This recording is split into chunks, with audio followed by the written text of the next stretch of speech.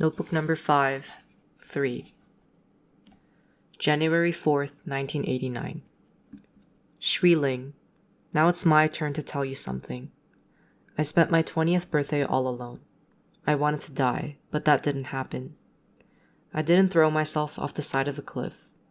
I vowed to do it but didn't have the will to follow through. As I stood on the edge, you took hold of my heart, and suddenly I realized that somewhere in this great big world, there really was a you that loved me. For a long time, you and my family were the only ones who loved me, who would do anything for me. But it wasn't the real me. No one loved the real me, and it caused me suffering. You're the only one who knows my pain. I once bared my soul to you. Your love saw past the mess that I was. So in the end, I don't know why I only remember your love hurting me. That notion backed me into a corner, told me there was no place for me out there. In the past, I never understood.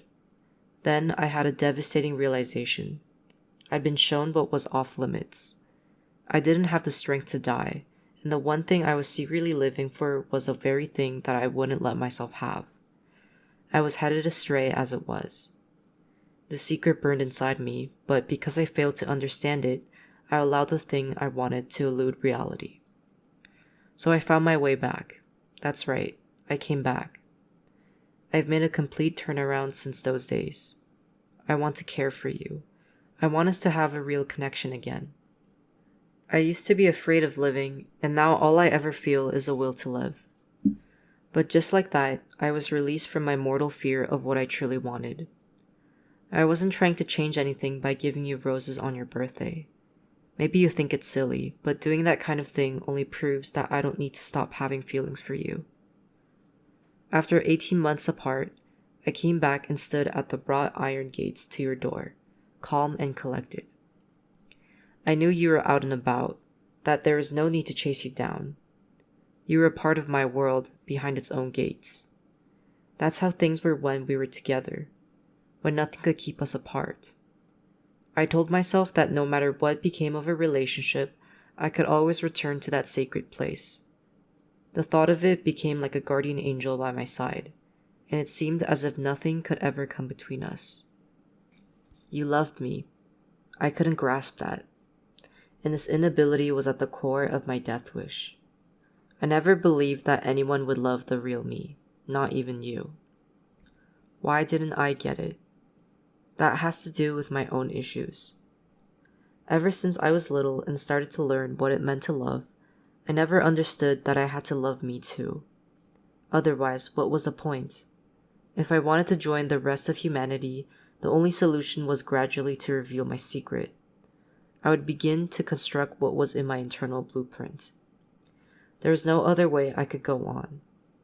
For me, it was a matter of life and death, and of pain. You know that I fall in love with women, and it's how I was designed. What you don't know is how I suffered during that year with you. There's no way you'll ever comprehend how painful it was for me to be alive. My self-actualization was forbidden. That was why I had to leave you. I once said you were so happy that it made me feel lonely. But the truth is, I was so hardened by pain that you couldn't touch me. Relying on only a lover's intuition, the way a blind man reads a cluster of braille, you reached for me, but your touch was painful, and it broke me down a little more every time. You were like acid on my limestone, unaware of how hardened I was. My sense of self had begun to disintegrate, and so I had to flee. Still, you know nothing of how it transformed me, nor do you realize how I altered your destiny. For you, being in love with a woman is natural, the same as being in love with a man. You didn't believe in unhappy endings, much less admit that misfortune lay ahead, awaiting you. So you took the agony in my eyes to be a part of my tragic disposition, and as in any lopsided romance, you partook of the happiness. But I'm like a father to you, only younger. A lover with a beautiful soul, nothing special about it. For you, it was an ordinary happiness. I was the one who shouldered the burden when we experienced two discrete halves of the love we shared. My world is one of tainted sustenance. I love my own kind, womankind. From the moment my consciousness of love was born, there was no hope of cure. And those 4 words, no hope of cure, encapsulate my state of suffering to this day. My condition is one that will keep me in shackles for life. My desires led me to sample a cuisine known as woman, and I got hooked. Confronted with my own inclination, I saw 3 possible courses of action. 1. Undergo a change of diet. 2. Invent an antidote. 3. Try the old substitute trick. Undergo a change of diet. With this approach, I try to find the will to overturn my fate before even getting involved. I spent all spring in isolation, basking in my desires, having realized it was futile to try to repress one orientation and adopt another. I was able to contain my fears to a certain extent for a time. Here's a delusional and misguided hypothesis. If I could just fall in love with a man, it would put an end to the anguish of having fallen in love with the woman by somehow overriding that earlier consciousness. Falling in love with a man and falling in love with a woman are 2 completely different things. My attraction to women has materialized, and regardless of whether it becomes a thing of the past, it's a part of me. By the same token, the part of me battling that attraction has been around even longer. It's like taking a bucket of black dye and adding other colors to it, hoping to change black into a different color. You can try, but you'll never succeed. I'll never fall in love with a man, just as most men can't simply fall in love with another man. Ultimately, a forced change of diet is demeaning. I discovered who I was through not being readily accepted by society. My identity was fully formed long before I was ever actualized, and it wasn't going to change even if I kicked and screamed. When it reached the point where I couldn't take it anymore, I entered a state of denial and started injuring myself. Do you understand what I've been going through? I was in love with you. I wanted to give myself to you. The benefit of hindsight makes retracing the story even more painful. When Guide left his wife, he told her in a parting letter, "At your side, I have nearly rotted." And then he freed himself to love. It was too late to find a cure. Decay had already set in. During those 6 short months, when there were feelings between us, I became a monster. That monster caressed you, its paws held you, and its maw pressed against you in a kiss. With its monster desires, it lusted after your body. It took in the adoration and admiration in your eyes, which reflected nothing of the monster's shadow. The experience, every bit of it, brutally scathed me. I'm unworthy of loving you. I've struggled to find self-worth, but I can't expel the monster's consciousness still lurking beneath my skin. If my self-worth was already wounded, my experience with you only put salt in that wound. You opened a realm that exposed me. The deeper and harder I fell for you, the more grotesque I felt. The shackles that had been holding me down were removed, but in my mind, the monster's face had taken over. Every night since the birth of this monster, I lay in horror, unable to sleep. I groaned in agony, a patient trapped in a slowly dying body. I didn't know whether I'd arrived at a final self-discovery or just a bend in the road, but my instinct was to retreat. Arrows were loaded onto a bow and fired fast into the field called romantic love. In a violent pent-up fury of self-hatred and insecurity, I'd stressed the bow taut. Then, after an internal tussle, came a state of perfect calm. The force applied to the bow was enough to shoot clean through my target, and with a single arrow, our fates intermingled in a pool of blood. From there, I resorted to my nefarious ways, chopping you to pieces despite your sobbing and pleading, and savagely tossing the parts in the woods. Your eyes, which shed innocent tears in the wake of horror, never showed anything but unyielding trust in me. I didn't accept myself. There was no curing the me that had come forth. I'd ingested the poison long ago, and its origins were in the whole of humanity, who'd infected me with their collective chorus. Before I could ever reveal the real me, first I had to remove the label on me that read negated and tear it up. Before my 20th birthday, I never believed that you loved me, and as a result, I made a huge mistake. Without a doubt, it was my own wrongdoing. My self-loathing and defeatism made me see the world through shit-smeared eyes. Having only known unfulfilled yearnings, I thought that love was a long shot, that keeping my pride intact was a far safer bet. I didn't think I was worthy of being loved.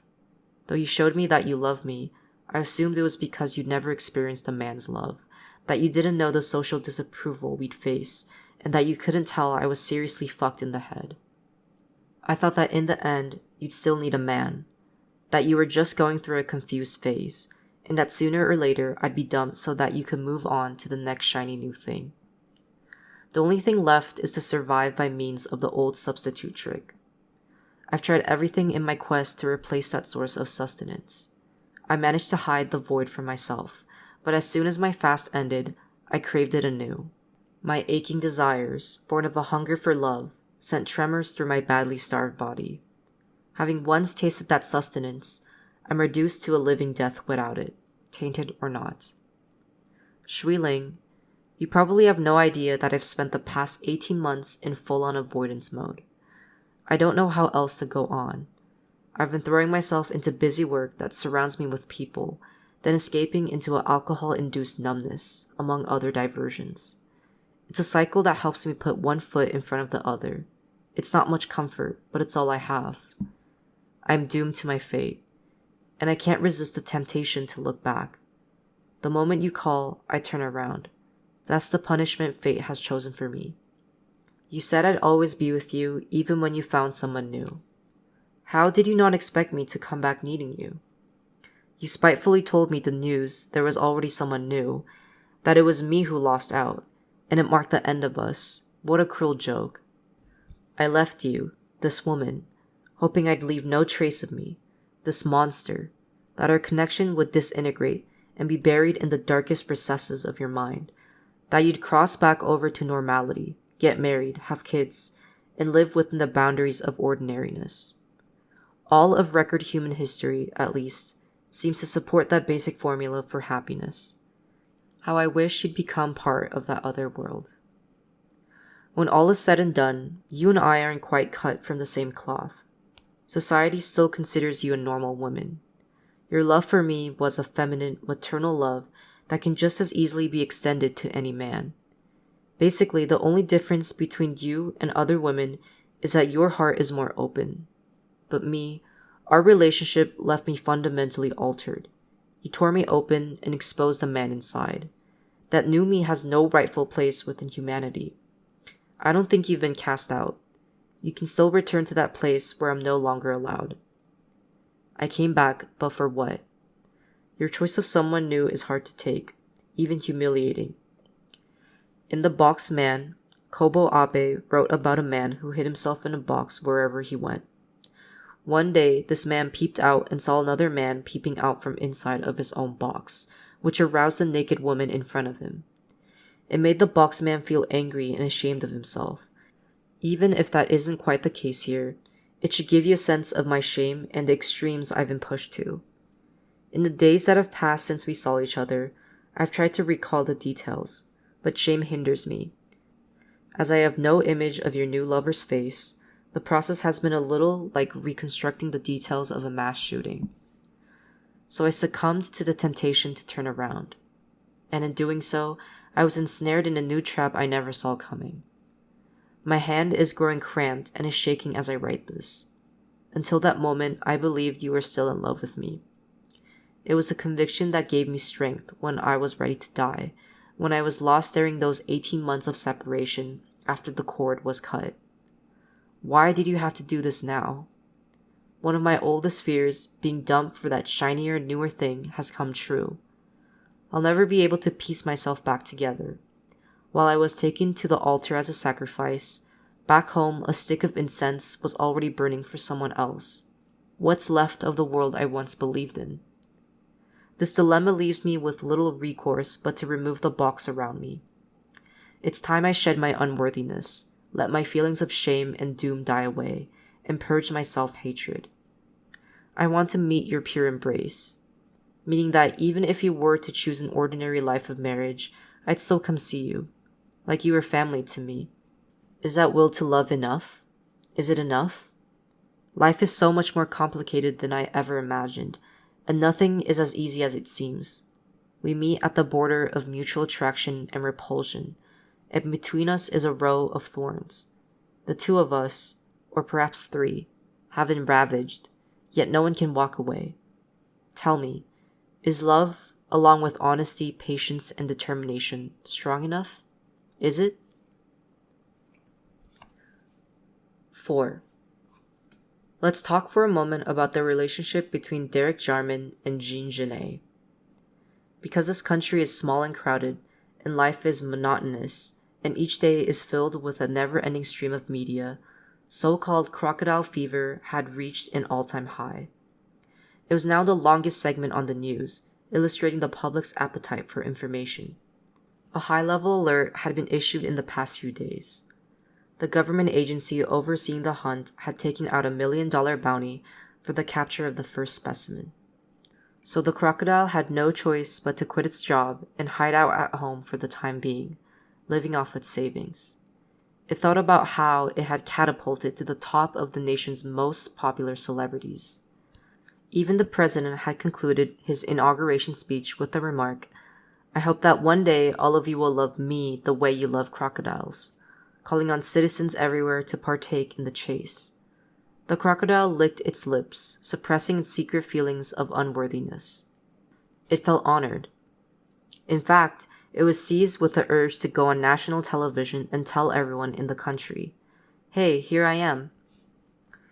In 1991, after I got my college diploma, I started reading Hemingway and Faulkner. Sensing that my gifts were yet to be realized, I hunkered down at home to pursue my dream of becoming a writer. After 3 months, that dream was shattered. I was kicked out of the house. I became a server at a tea house, which, if you think about it, isn't so bad. Faulkner said the best job for a writer is to work at a brothel, since you can write all day and enjoy a rich social life at night, which pretty much describes a tea house. One evening around closing time, just as a last customer was leaving, an ad was discreetly posted on the bulletin board across the bar. Notice: calling all crocodiles. The next gathering is at midnight on December 24th in room 100 of the Crocodile Bar. We're throwing a Christmas Eve masquerade ball. Yours truly, the Crocodile Club. When the crocodile discovered the ad, it was so excited that it didn't sleep for days. It had never occurred to the crocodile before that there were other crocodiles, and what's more, they had already formed a club. Could that possibly mean there was a place to go and others to talk to? The thought of it made the crocodile melt a little. As it sucked on the corners of its comforter, giant teardrops welled up in its eyes. On Christmas Eve, the crocodile showed up at midnight on the dot. At the entrance of the bar, 2 attendants in white tuxedos were helping the guests remove their coats. Unaccustomed to such amenities, the crocodile shrank back. The attendants asked the crocodile to write down an alias. The crocodile wrote Jean Genet, then whispered, "Is everyone here a crocodile?" The attendants nodded. When the crocodile saw that the name next to Jean Genet was Derek Jarman, it flushed. It wanted to crawl under the reception table and hide. Inside, the bar was already packed. The space was enormous and the decor sumptuous. The crocodile felt as if it were home at last. Why did everyone else's human suits fit so securely? It thought. It had never before dawned on the crocodile that everyone else was just as shy as it was. Suddenly, it imagined the scene. On that cold winter night, everyone was huddling together for a group hug. In the middle of the masquerade ball, the voice of someone on the sidelines came through the loudspeakers. "We'd like to give a big thank you to the Chemical Trust Corporation for supporting this 10th edition of the Crocodile Club. For nearly half a year, the corporation has been carrying out top-secret research on human suits to benefit humanity's keen and long-time interest in crocodiles. Just a few days ago, it launched a new product, the Human Suit 3, designed to meet the needs of those who exhibit latent crocodile tendencies. We hope that each and every one of you will upgrade your current suit for a brand new one. Now, since this next song is an up-tempo dance number and we don't want to see anyone overheat, when I yell 1, 2, 3, I want everyone to strip off their suits. At the count of 1, 2, 3, The light switch was thrown, and the entire crowd shouted in unison, "Crocodiles!" A split second earlier, I distracted the stage manager and unplugged the lighting console, hurried back over to where the crocodiles were, and darted out the back exit, fleeing in a human suit. Moments later, everything came to a complete halt. Panic broke out, and the crowd made a mad dash for the door. With all the neighbors having crashed the party, it created a stampede. I was the one who'd gone by the name of Jarman. From the moment the crocodile set foot in the room, I'd suspected that the guest of honor was none other than a corporate sponsor. Jarman was a British film director who died young. I saw his film, The Garden, at the Golden Horse Film Festival in Taipei. Around that time, a crocodile had arranged for me to hide out in the tea house basement. The material that Crocodile provided and Jarman's cinematic techniques prompted me to write this novel. Upon receiving my degree, I had written, "Wu is me."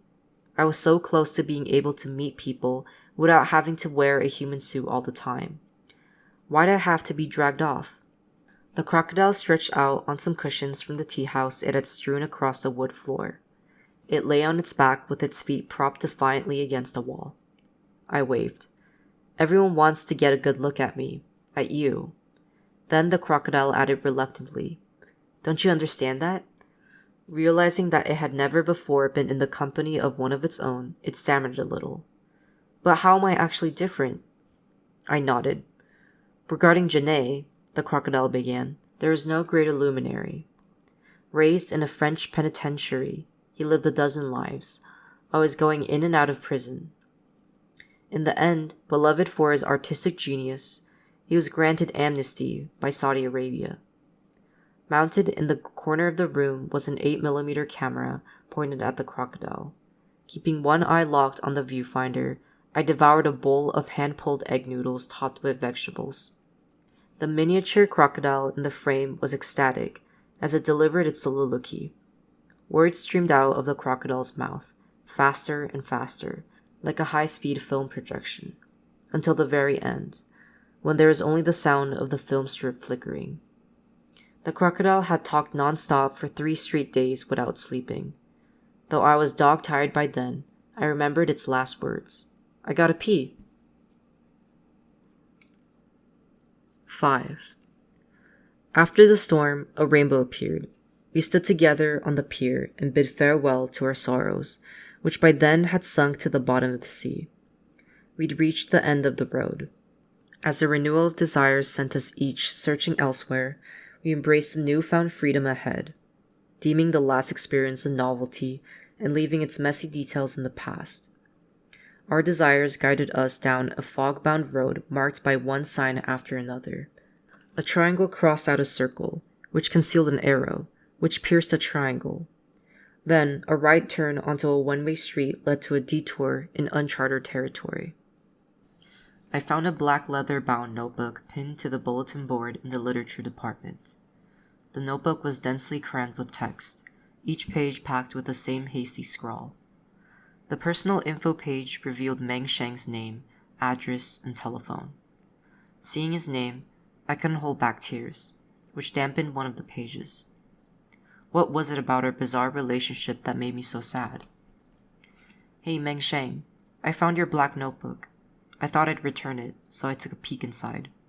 "What? You wanted to see me? Careful, or you'll fall in love with me." It'd been almost half a year since I'd last seen him.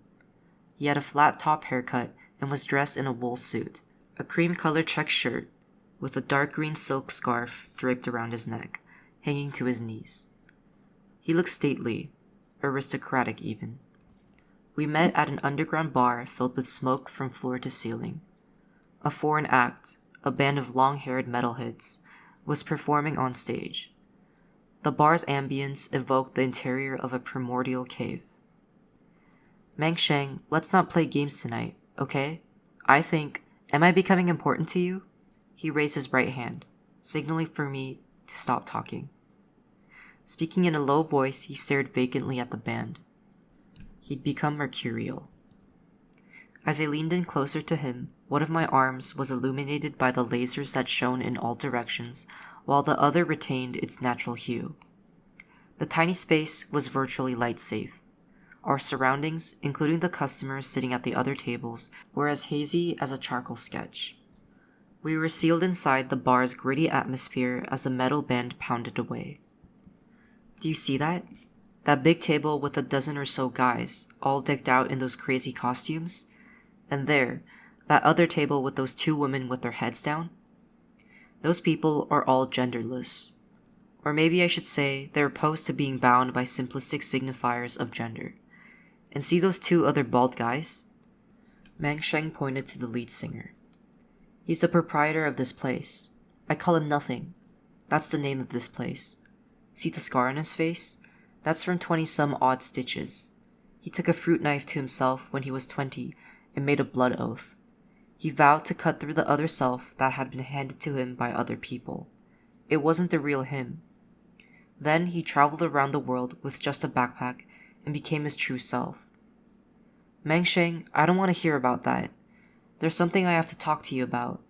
He was sitting on a bar stool, hands gripping the edge of the seat between his legs, which were twitching to the rhythm of the music. There was an emptiness in his eyes as he stood up to join the crowd, which had been worked into a frenzy and was now a collective organism throbbing violently. The bald-headed Nothing was at center stage. Amid a wall of drumming that appeared to be an interlude, he looked over at Mang Sheng temptingly, then motioned with one finger for Mang Sheng to join him on stage. Taking his cue, Mang Sheng slipped off his jacket and leaped onto the stage. The room greeted him with a burst of applause. Then, in unison, the audience began pounding on the tabletops, stomping and shouting, "Boney, Boney, Boney, Boney." Mang Sheng grabbed the microphone and unleashed a rapid string of words in English. He remarked that he hadn't sung in a year and was surprised everyone remembered him. Tonight, because he'd come with a special friend, he'd be performing a special song. The band launched into a ballad. Mang Sheng and Nothing came together in a duet, a soul number. Mang Sheng's scarf was draped across his chest, and he had a seductive glow about him. Turning to face each other, Mang Sheng and Nothing started grinding to the music. Their hips drew closer and closer, until they were almost brushing, and the audience went wild. The two men flicked their tongues at each other hypnotically. Just as the performance reached a climax, the band abruptly ended the song. "What, you can't handle seeing this kind of thing out in the open?" Mang Sheng asked me through the door of the ladies' room. While watching their performance, I had downed both Mang Sheng's brandy and my own in one gulp. A second later, I bolted to the restroom, my stomach wrenching. "No, it's not that I can't take it. It's just that my mind and my body are out of sync." I struggled to get the words out between mouthfuls of vomit. "Are you okay?" Mang Sheng lifted a hand, considering whether to open the door. "This place is lame. It's totally gone downhill. Back when I was a fixture here, Nothing and I would find girls who were willing to do it right then and there. I even took a crap in the middle of a performance once. You'd have to be nuts if it didn't make you want to puke." "Mang Sheng, you've known all along about my issues, haven't you?" Regaining my composure, I sat down on the toilet. "I took one look and saw right through you." He sat down too and peered at me through the slits of the vent in the bathroom door that separated us. "I'm screwed. Just like you and Chu Kuang. I'm trapped in a destructive cycle and I can't break out of it." Saying those words aloud, I felt, for the first time, emancipated from the structures of humanity. I whimpered. "Holy fucking Mother of Jesus! Is that a vote in favor of God's existence?" Mang Sheng slammed his fist against the door. "We come from a long line of deviants throughout history, all with the same final destination in the celestial order, death. But not every death is a life fully realized, nor is there any guarantee you'll make it to the age of 90. Any history that says I can't live forever is bullshit. Since I was 5, and as far as I can remember, really, I've hated every breath that I've ever taken. But gradually I started to understand. Do you know what I hate most? It's time. Heh, how can you defy time and space? What does heaven hold for those who do? Hey, we're the chosen ones." "It hasn't gotten that bad for me, Mang Sheng.